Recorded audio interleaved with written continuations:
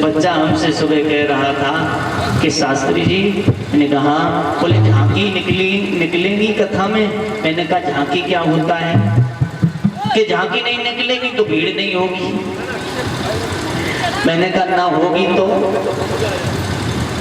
सुनने वाले 5 न सुनने वाले 50 बराबर होते हैं। अब लोगों ने भागवत को नौटंकी बना दिया। जो राधा मैया आदि शक्ति हैं, भक्ति हैं, वो लोग राधा बनकर के नाचते हैं। जो भगवान कृष्ण स्वयं ब्रह्म का अवतार हैं, वो भगवान का रूप बनाकर के बच्चे डांस करते हैं, वो भी अश्लील गानों पर। बताओ कैसे कल्याण हो जाएगा? भागवत कराने का फायदा क्या हुआ? हमें लाभ क्या हुआ? अरे 2-4 अच्छी बातें मिले भागवत में, 2-4 अच्छे शब्द मिले, भगवान का संकीर्तन चले, तो ये भागवत है। ये थोड़ी नहीं कि राधा कृष्ण नाचे। ये तो भगवान का घोर अपमान है। लोग थोड़े से पैसों के लिए क्या नहीं करते हैं? भागवत में नाच। अरे कोई भजन पे नाच जाए तो अच्छी बात है, चलो मीरा भी नाचा करती थी प्रभु के लिए, लेकिन भगवान को ही नचा रहे हैं आप लोग। और ये दोष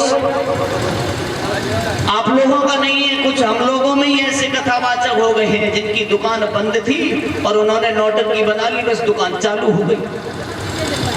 मेरा सिद्धांत है, मैं महीना में 1 भागवत लगे, चाहे साल में 1 लगे, चाहे 1 भी न लगे, मैं ऐसे अनर्थ ये पाप नहीं करता। मुझे पैसे से इतना लालच नहीं है कि भगवान को नचाएं। लोग आते 10 रुपया ऐसे करे और ऐसे रख दे, 10 रुपया भगवान के न्यौछावर करी रख दे। और जो नाचने वाले ये शराब पी के नाचते, बिना शराब पिए कोई नहीं नाचता। किसी में इतनी ताकत नहीं जो बिना शराब पिए नाचे।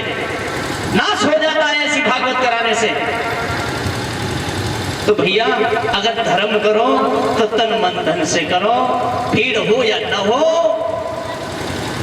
लेकिन प्रभु की चर्चा होनी चाहिए। जिस भजन में राम का नाम नहीं, उस भजन को गाना।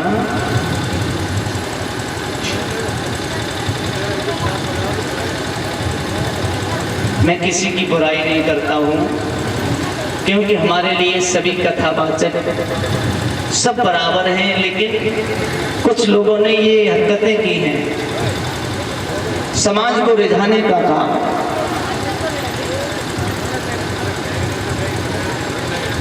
समाज में द्वेष भावना फैलाना ये गलत बात है। भगवान के नाम पर धर्म को धंधा बनाने वाले को परमात्मा कभी क्षमा नहीं करता है।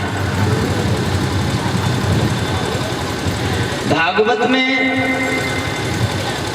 ऊपर चल रही है भागवत और सामने तख्त पड़े वन नाच रंगा रम कार्यक्रम हो रहा। अब बताओ कौन कहेगा कि ये भागवत तुम्हारी सफल हो जाएगी? हमारे फौजी साहब की तो कथा कल ही सफल हो गई, 5 बूंद गिर गए हैं। कितने परमात्मा खुश हैं। और इस कथा का फौजी साहब को फल मिलेगा, अवश्य मिलेगा। थोड़ा सब्र करना।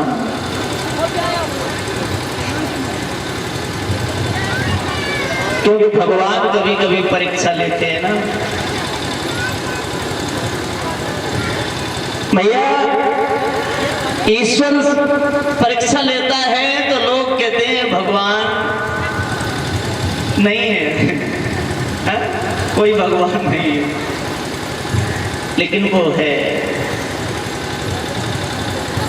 श्री सुखदेव जी समझाते हैं, राजन परीक्षा गिरजा घर पे आई, हिमाचल को खबर लगी तो हिमाचल बड़े खुश हुए।